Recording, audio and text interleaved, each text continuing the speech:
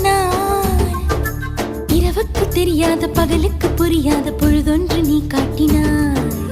இதயத்தில் நீ இருப்பதனால் நான் தூங்கும் நேரத்தில் என்னுள்ளே தூங்காமல் நெஞ்சுக்குள் வாயாடினாய். கண்ணாடி நீ கடிகாரம் நான் உன்னுள்ளே ஓடோடி வாழ்வே. காதல் எனும் கடுதாசி நீ என்றென்றும் அன்புடன் நான்